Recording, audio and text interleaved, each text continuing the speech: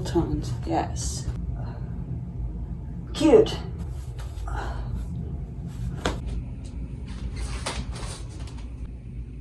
Charlie. Charlie Bavona. Charlie Bavona. Charlie Bavona.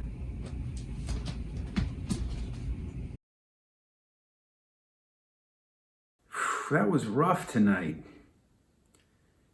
In the middle of Shelly telling me she didn't like the way I smelled, I got really scared. And all I could think about was how nothing makes me feel good anymore, or nothing makes much sense in the world. And if nothing makes you feel good or makes much sense in the world, then what's the point, right? I came here to tell you that I know what it feels like to be afraid to show who you really are. I was, but I'm not anymore. And the thing is, I don't care what people think about me, because I believe in myself. And I know that everything's gonna be okay. Benny, please sit. See, you're scaring my dog. And when he's scared, everything gets complicated. And if things get complicated, I don't like that. And you know that about me. And you know that about Benny. Give this fucker his morphine and make it a triple, huh? I don't want to hear a peep out of him till we get back to base. After that, I knew what it meant to hate.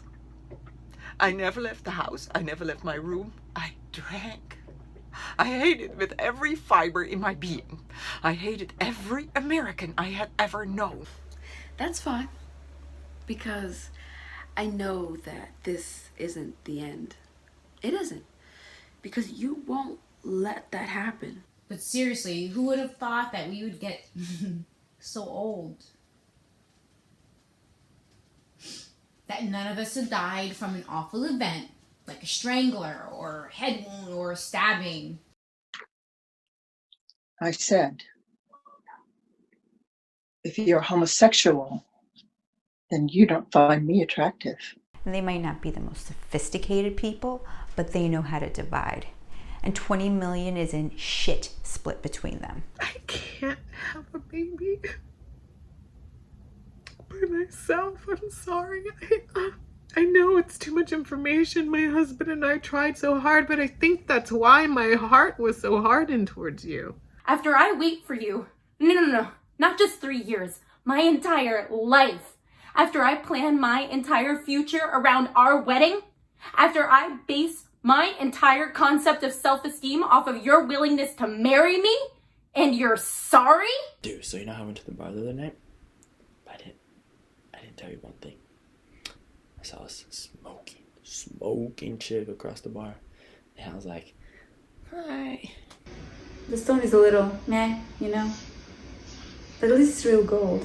No, I have neither the time nor the inclination to explain myself to a man who rises and sleeps under a blanket of the very freedom that I provide, and then questions the manner in which I provided. I'd rather you just say thanks and be on your way. And the world will open its eyes, and for once the whole world will recognize. Me? No. I hate the country. It scares me. I mean, seriously, think about it. Where do all the serial killers come from? They come from, like Bumblefuck, Maine or Idaho. I mean, I think we had one guy who was more of like a vigilante, so I'm not sure that really counts. So no, I hate the country. I have this like philosophy or theory or hope that if something bad happens to me, I'll be found really quickly. Like I could get robbed or jumped, but then somebody will come by and be like, oh, look at this poor schmuck, he needs my help. My mom said this really small rural, I hate that word, rule, and Google. Sorry. By the way, when I say next exit, do you think I mean this coming? Sorry, I digress. So my mom's in this really small school in upstate New York, and I swear to God, my entire 4 years there, I never once walked by myself, because I had this thought, what if somebody came out of the woods and chopped off part of my leg, and I'd be in the woods, rotting, decomposing for months, and that would kill my mother. So no, I hate the country. Hey, I'm starving. Do you maybe want to grab a slice of pizza? I can't sleep. I can't stop thinking about the fact that I can't sleep. It's new, the insomnia. I used to be able to sleep anytime, anywhere, but now I'm awake at 4 a.m. with this gritty taste of cherry melatonin at the back of my throat, while I clutch my pillow and wonder if I've gotten old. That's new too. The clutching. I once saw this picture online of different sleeping positions with fun little names on the bottom, like the starfish, the log, the fetal position, which used to be my go-to, but now since the pillow, apparently I'm a yearner, reaching for something.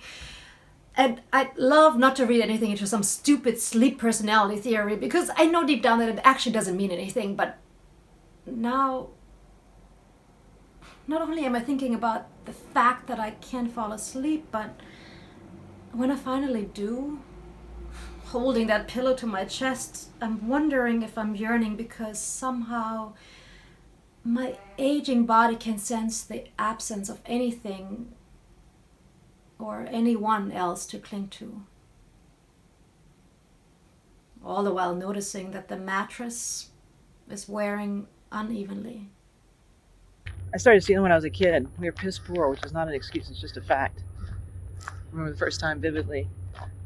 A bunch of us kids were at Waxman's drugstore when Mr. Waxman, who was a mean old prick, always worrying about us robbing him, dropped a roll of quarters. I can still hear that sound, those quarters, because right then something inside me clicked.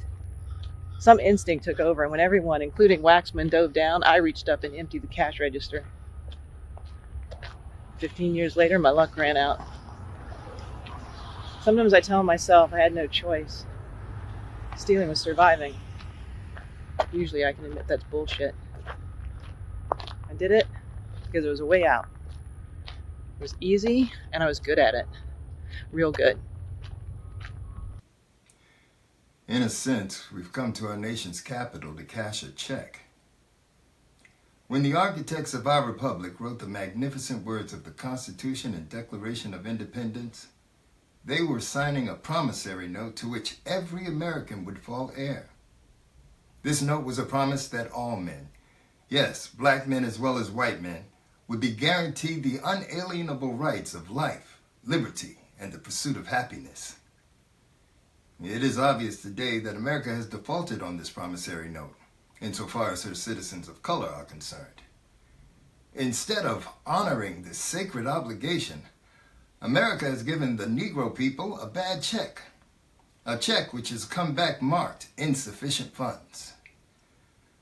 But we refuse to believe that the Bank of Justice is bankrupt. We refuse to believe that there are insufficient funds in the great vaults of opportunity of this nation. And so, we've come to cash this check. A check that will give us upon demand the riches of freedom and the security of justice. Hi, I'm Matt Hopkins. Ava Dopal. I'm Milani Jade. Adam Piacenti. Jessica Stinko. My name is Tyler Preciado. Hi, my name is Caroline. I live in New York City. You can find me on Instagram at Caro Forever. That's CARO, the number 4, ever.